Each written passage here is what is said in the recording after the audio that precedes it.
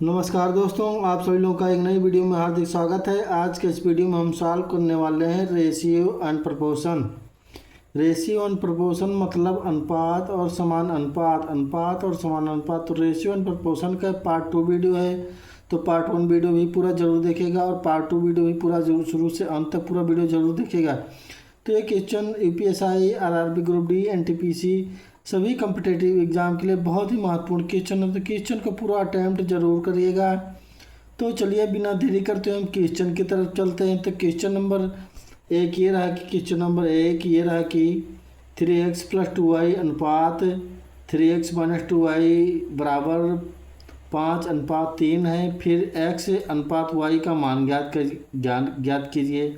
तो दिया 3x + 2y अनुपात 3x - 2y इसके बराबर कौन क्या है, 5:3 है। कि मतलब अनुपात मतलब बटे भी होता है, तो 3x + 2y।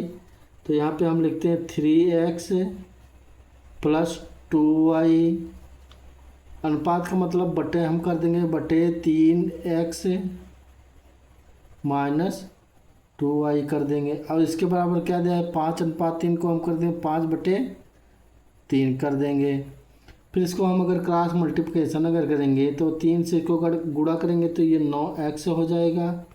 और फिर इसको गुणा करेंगे, इसको इससे गुणा करेंगे, इसको इससे गुणा करेंगे और फिर +6y हो जाएगा। फिर इसको 5 से गुणा करेंगे तो ये 15x हो जाएगा। और फिर कहा है -2y, तो -5 × 2 करेंगे तो 10y हो जाएगा। तब कहा एक्स वाई का मान निकालिए। एक्स वाई का मान बताइए। एक्स वाई का जो मान होगा तो पहले हम इसको घटाएंगे, तो 9 से अगर 15 को हम तब 15 को हम इधर ले आएंगे, 15x - 9x। फिर 6 को इधर ले जाएंगे तो ये हो जाएगा। फिर 6 को हम इधर ले जाएंगे तो 6y प्लस और 6y प्लस या माइनस में है तो ये प्लस में हो जाएगा, 10y हो जाएगा। तो अगर हम इसके निकालेंगे 15 में 9 निकालेंगे तो बचेगा 6x बराबर, इसको जोड़ देंगे तो 16y हो जाएगा। तब का x और y का अनुपात निकालिए। x y का अनुपात निकालेंगे तो x बटे y बराबर क्या होगा, 16 बराबर 16/y बराबर 6x। अगर हम इसको काटेंगे, 2 से काट देंगे तो 3 बार में जाएगा और ये 8 बार में जाएगा। मतलब कि x/y बराबर 8/3 हो जाएगा। तब का x और y का अनुपात बताइए। तो x और y का जो अनुपात है, तब का x और y का अनुपात बताइए। तो x और y का जो अनुपात होगा, x अनुपात y का जो रेशियो होगा 8:3 होगा। 8:3 मतलब कि ऑप्शन नंबर डी बिल्कुल करेक्ट आंसर है। 8:3 option number D. Question number दो दिया है, 2 भारों 27 किलोग्राम और 108 ग्राम का अनुपात क्या होगा। तो 2 भार दिया है 27 किलोग्राम और 108 ग्राम है। तो यहाँ पे 27 किलोग्राम ये है और 108 ग्राम ये है। तो इसको हम 27 केजी को हम ग्राम में कन्वर्ट कर लेंगे। तो 27 केजी का 27 मतलब कि 27 केजी दिया, इन दोनों का अनुपात हो जाए 27 किलोग्राम ये दिया है, 27 किलोग्राम। और ये दिया है, इसका अनुपात पूछा है कि मतलब बटे पूछा हुआ है, तो 108 ग्राम दिया हुआ है, 108 ग्राम में दिया हुआ है। तो इसको अगर हम कन्वर्ट करेंगे तो 27 को अगर हम कन्वर्ट करेंगे तो 1000 से हम इसको गुणा कर देंगे तो ये ग्राम में कन्वर्ट हो जाएगा। बटे 108 ग्राम है, तो मतलब कि 108 ग्राम ये है तो 108 ग्राम ही होगा। तो 108 ग्राम इसको हम अगर काटेंगे, अगर 9 से अगर हम काटते हैं, 9 से अगर हम इसको काटते हैं तो ये 3 बार में और ये 1 बार में और ये 2 बार में जाएगा। फिर इसको अगर हम काटेंगे तो ये 4 बार में जाएगा।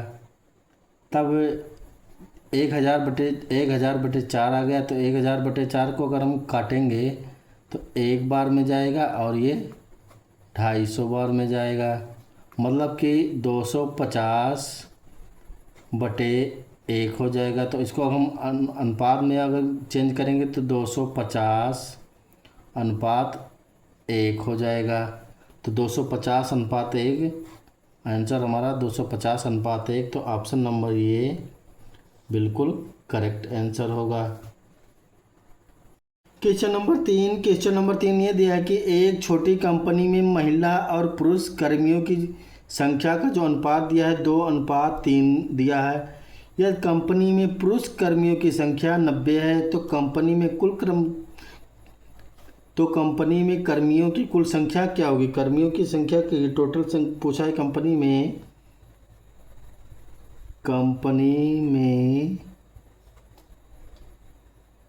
कुल कर्मियों की संख्या,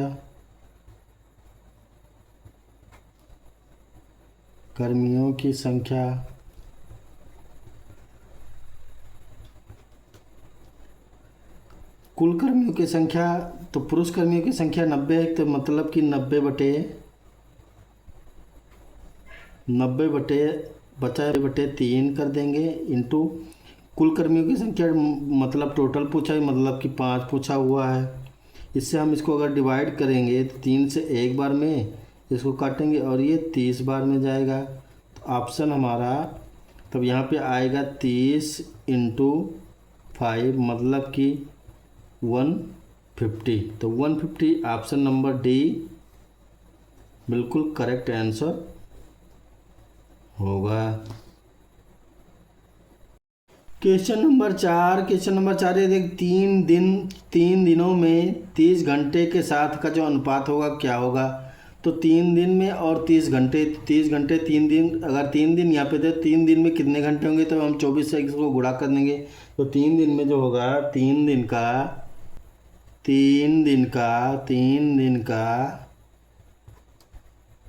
30 घंटे के साथ जो अनुपात होगा 3 दिन मतलब कि 3 गुणे 24 अनुपात, और 30 घंटा है तो 30 घंटे को हम 30 घंटा ही है, यहाँ पे 30 घंटा दिया है। तो फिर इसके बाद में अगर हम इसको काटेंगे 3 से 1 बार में और इसको हम अगर काटेंगे तो 10 बार में, और फिर अगर हम 24 को काटेंगे, 24 को अगर हम काटते हैं तो 2 से 5 बार में जाएगा और ये 12 बार में जाएगा। तो ऑप्शन आंसर हमारा 12:5। तो ऑप्शन हमारा बी बिल्कुल करेक्ट आंसर होगा। क्वेश्चन नंबर 5 ये दिया कि सूरज की धनराशि रवि की धनराशि की 4 गुनी है। मतलब कि सूरज की जो धनराशि है रवि की धनराशि की 4 गुनी है। फिर क्या, रवि की जो धनराशि है आदित्य की धनराशि की 16 गुनी है। आदित्य की धनराशि की 16 गुनी, रवि की जो धनराशि आदित्य की धनराशि की 16 गुनी है। तब कह रहा आदित्य और सूरज के धनराशि का अनुपात क्या होगा। आदित्य और सूरज के धनराशि का अनुपात पूछा हुआ है। तो पहले कहते हैं सूरज की धनराशि रवि की धनराशि की 4 गुनी, मतलब कि सूरज को हम यस से लिखते हैं और फिर उसके बाद में रवि को लिखते हैं, फिर इनका रेशियो हम निकाल लेते हैं और फिर आदित्य का हम रेशियो निकाल लेते हैं। तब कह रहा है कि रवि की जो धनराशि है आदित्य की धनराशि की 16 गुनी, आदित्य की धनराशि की 16 गुनी है। मतलब कि अगर हम आदित्य की धनराशि हम 100 मान लेते हैं, आदित्य की धनराशि अगर हम 100 मानेंगे तो आदित्य की धनराशि की 16 गुनी कौन सी हो जाएगी, रवि की धनराशि, तो इसका 16 गुना, मतलब कि अगर 100 है तो ये 1600 हो जाएगा। फिर कह रहा है कि सूरज की जो धनराशि है रवि की धनराशि की 4 गुना, रवि की धनराशि का 4 गुना किसकी धनराशि है, सूरज की धनराशि है। तो सूरज की धनराशि मतलब इसका 4 गुना होगा, तो 16 गुणे 4 यानी कि 6400 इसका धनराशि होगा सूरज का। तब कह रहा है कि फिर कह रहा है आदित्य और सूरज के धनराशि का अनुपात क्या होगा। आदित्य और सूरज के धनराशि का अनुपात, तो पहले हम इसको काटते हैं, 6400 अनुपात 1600 अनुपात 100 हो जाएगा। तो इसको अगर हम 0 0 सब कैंसिल कर देंगे, 0 0 0 सब कैंसिल कर देंगे तो आ जाएगा 64:16:1। तब फिर क्या पूछा है कि आदित्य और सूरज की धनराशि का अनुपात क्या होगा। आदित्य ये और सूरज की धनराशि का अनुपात क्या होगा। तो सूरज आदित्य और सूरज, तो आदित्य का जो धनराशि का जो अनुपात है 1 है, तो 1 हम लिखेंगे यहाँ पे 1 अनुपाते। फिर पूछा है आदित्य और फिर सूरज के बारे में पूछा है, तो फिर सूरज को हम लिख देंगे, सूरज का जो अनुपात है ये 64 है, तो 1:64। आंसर हमारा 1:64। तो ऑप्शन नंबर बी बिल्कुल करेक्ट आंसर होगा। क्वेश्चन नंबर 6 ये दिया है कि यदि ये की आय बी की आय से 15% अधिक है। ये की जो आय है बी की आय से 15% अधिक है और बी की आय जो है सी की आय से 20% कम है। बी की जो आय है सी की आय से 20% कम है, तो ये बी और सी की आय का अनुपात ज्ञात कीजिए। तो ये बी और सी का अनुपात ज्ञात कीजिए। तो ये कह रहा है कि ये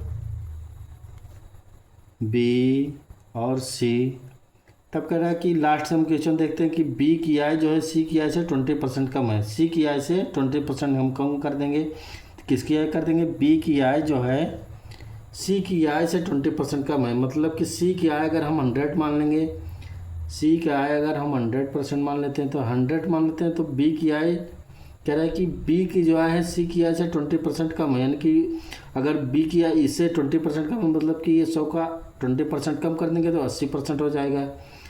तब कह रहा है कि ये की आय बी की आय से 15% अधिक है। ये की आय बी की आय से ये की आय 15% अधिक है, मतलब कि 80 का 15% अधिक कर देंगे। 80 का 115% अगर हम निकालते हैं तो 1 0 ये कट जाएगा, ये 23 कर देंगे और ये 5 कर देंगे।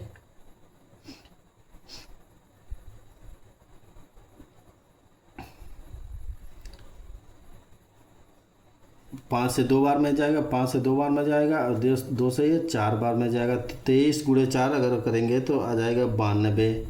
तो इन तीनों का जो अनुपात है 92, 80 और 110 100 आ गया। 92, 80 और 100 आ गया। तो इसको अगर हम काटेंगे, तो अगर हम काटेंगे 4 से अगर इसको काटते हैं तो ये 23 बार में जाएगा और ये 20 बार और ये 25 बार। तो आंसर हमारा आ गया 23:20:25। अब आंसर हमारा 23:20:25। तो 23:20:25। तो ऑप्शन नंबर ये बिल्कुल करेक्ट आंसर होगा। क्वेश्चन नंबर 7 ये दिया कि एक मिश्रण में लवण और अम्ल का अनुपात जो है 5:7 है। यदि मिश्रण का भार जो है, टोटल भार जो दिया है 360 ग्राम है, तो इसमें मौजूद अम्ल का भार कितना होगा। लवण और अम्ल का जो अनुपात दिया है 5:7 दिया है, तो इसमें पूछा है अम्ल का भार कितना होगा। तो अम्ल का भार हम निकालते हैं। तो लवण और अम्ल का जो अनुपात दिया है 5:7 दिया है। तब इसमें पूछा हुआ है अम्ल का भार पूछा, मतलब कि 7 का भार पूछा हुआ। तो 7 का भार अगर पूछा हुआ है तब हम करेंगे 360 टोटल ग्राम है, तो 360 है, मतलब कि 7 का पूछा है तो 7/7 और 5 जोड़ देते हैं अनुपात में। 7 और 5 हो जाता है 12, 7 5 12 हो जाएगा और 360 ग्राम है, इससे 360 से गुणा कर देंगे। तो 12 से 1 बार में और ये 3 बार में, तो 7 × 30 = 210 ग्राम। तो ऑप्शन नंबर डी हमारा बिल्कुल करेक्ट आंसर होगा 210 ग्राम। अम्ल का जो भार है, अम्ल का भार हम निकालने 7 × 30 210 ग्राम। क्वेश्चन नंबर 8 ये देखिए यदि 3 संख्याओं का जो अनुपात दिया है 4:3:8 है और उनमें सबसे छोटी जो संख्या है, सबसे छोटी संख्या 42 है। सबसे छोटी संख्या 42 है, तो सबसे बड़ी संख्या ज्ञात कीजिए। तो तीन संख्याओं का जो अनुपात दिया है 4:3:8 दिया हुआ है। और उनमें सबसे छोटी संख्या जो 42 यानी कि 3 की जो वैल्यू दी हुई है 42 दी हुई है। 3 की वैल्यू 42 दी हुई की, तो 1 की वैल्यू कितनी हो जाएगी? 14 हो जाएगा, मतलब कि 14 हो जाएगा। तब पूछा कि सबसे बड़ी संख्या, तो सबसे बड़ी संख्या इसमें 4, 3, 8 में सबसे बड़ी संख्या 8 है। तो 8 की जो वैल्यू दी हुई है 8 का वैल्यू पूछ रहा है। 8 की सबसे बड़ी संख्या की, तो 8 अगर करेंगे तो 8 गुणे अगर हम 12 कर देंगे, सॉरी 14 कर देंगे, 8 गुणे 14 कर देंगे, मतलब 8 गुणे 14 अगर कर देंगे तो ये आएगा 112। तो सबसे बड़ी संख्या हमारी निकल के आएगी 112। 8 गुणे 14 यानी कि 112। तो 112 हमारा ऑप्शन नंबर डी बिल्कुल करेक्ट आंसर होगा। तो आशा करता हूं दोस्तों आप सभी लोगों को वीडियो अच्छी तरह समझ में आया होगा। तो वीडियो को लाइक करिए, ज़्यादा से ज़्यादा अपने दोस्तों में शेयर करिए और सब्सक्राइब करिए। तो मिलते हैं नेक्स्ट वीडियो में नेक्स्ट पार्ट लेके। तो आज के लिए इतना ही दोस्तों। तो वीडियो देखने के दोस्तों बहुत बहुत धन्यवाद आप लोगों का।